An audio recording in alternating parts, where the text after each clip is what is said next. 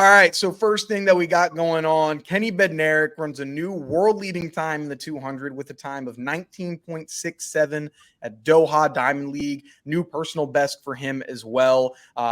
Meeting record also there. I know you're feeling pretty high on Kenny Bednarek. What were your thoughts when you saw him with that performance, Noah? Yeah, man. Shout out Kung Fu Kenny, man. I was happy to see this time. I was happy to see this performance for him. I think Kenny's been one of the most consistent guys over 200 meters over the past 4 to 5 years, consistently getting under 20 and consistently being in medal contention. But for him to PR or PB this early in the season is something I'm not sure the last time he's done, So I think it's really exciting for him moving forward, especially the way he was able to execute that last really like 120 meters in that race in Doha. I think it was Courtney that was running on his inside. Ran up on him like kind of early, like earlier than I had expected, but Kenny didn't tie up. He just ran a really good race, and obviously the time was great. So I think he's applying some pressure to the rest of the world. I saw some Twitter fingers. After Noah started to stir the pot a little bit. Something like, like congrats on World League. Like I'll take that in a few weeks or something like that. And Kenny said challenge accepted. So it's a lot of little friendly banter, I guess you could say. But I'm really happy for Kenny, and he's definitely turning up the heat right now in the 200. So what are you thinking?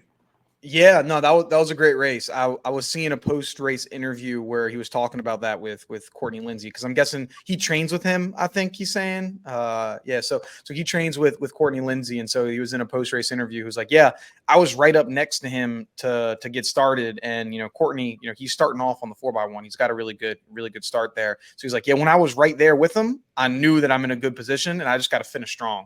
And so yeah, that was big. Like, and as you mentioned, he's been super, super consistent when it comes to the 200 meters. And it's something that is definitely has been under noticed, I would say. And I've fallen into that camp before. Like I'll be the first to admit, like you go back to a lot of my predictions, like the name that has commonly had been missed was Kenny Bednarek. And I've been wrong on all of those predictions. And so it's fool me one time, shame on me. Thing is we can't get fooled again. So we're going to bounce back here. Yeah, dude's just a crazy consistent runner. You're not going to see him fall down or go too far up. And so, like you said, early personal best here. That's great. And even better with the Noah, kind of talking that talk. Like, yeah, congratulations. I'm going to take that right back pretty soon. So, that's good. That's cool. Yeah, it's funny, man. It's good for the sport. But this 200, man, it's looking stiff, but I'm loving where Kenny's at right now. Yeah, it's going to be so we haven't seen. I'm trying to think of the guys, at least in the U.S., that we've seen open up in the 2. So we're still missing of like the notable names. What I guess Noah we're missing, and then we're also missing Arian. I don't think Arian ran either. So are those the 2 that we haven't seen yet? Because I think Fred has ran already, and then some, obviously some college. So like we've got, it's going to be, man, it's going to be a tight run. It's going to be tight for who's going to get it. Like that'll be close, man. It is going to be close. I'm trying to think if Arian did run a 200 early this year or maybe a 100. I know he went overseas and competed in something, but I don't think it was a 200, but I don't want to just say he didn't run it.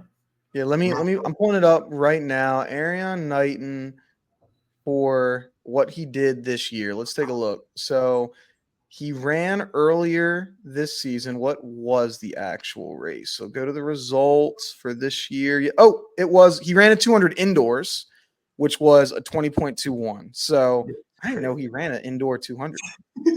That's crazy fast. That's nutty. That's nutty, man. Like, I don't know why.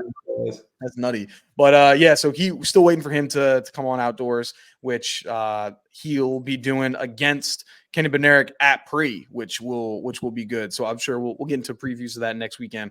But something that got to go over. There was a lot of talk after these world relays of like, oh yeah, the US, we change our 4x1s all the time. Kenny Bednarek had talked about how he wants to be in this 4x1. Does this solidify it for him? Is he now guaranteed, do you think, a spot on that 4x1 if he's making the team?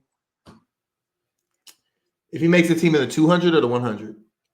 Let's just say he makes it in the 200. He makes it in the 2. He's one of those top 3 people in the 200. Has he guaranteed himself a spot on that 4x1 after the 2 performances that he's had so far this year? It's tough to call it, but my gut says yes. I would be more comfortable with him than a lot of other people. Him, Noah, and Christian. I mean, those are my 3 most comfortable guys, comfortable names right now. I think nobody really accounts for splits, but he did technically have the best second leg out of the entire meet, out of World Relays. So, I mean, I would give Kenny the nod. Personally, I just feel more comfortable with him on the relays, like be it what he's done. It's not solidified though. Like I still don't have that like super like confident feeling about him being on there, but I do think he deserves it though. Yeah, I'm going with it. I'm saying guarantee this man a spot, lock him in. He's going to Paris. Like we saw him like do his thing in at World Relays. He's doing his thing right now in the 2. I think that second leg is one of the longer legs anyway. So you want to have someone that's really powerful in that 200 there. Like I'm putting him on it. Like I'm thinking if you got like you said, I think Christian Coleman, he should definitely be on that first leg.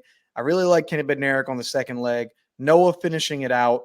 And that third leg, I think, is what's up for grabs. Like in my mind, like it could be, I know a lot of people talk Arian because he has that he runs a crazy curve, which could be really good. I'd like to see him in there. But give my man Kenny a spot. You put him in the World Relays, give my man a spot in that final, man, for the Olympics. I gotta see it. So I'm putting it out there. Kenny, in Colin Weitzman's book, you are guaranteed going to the Olympics in the 4x1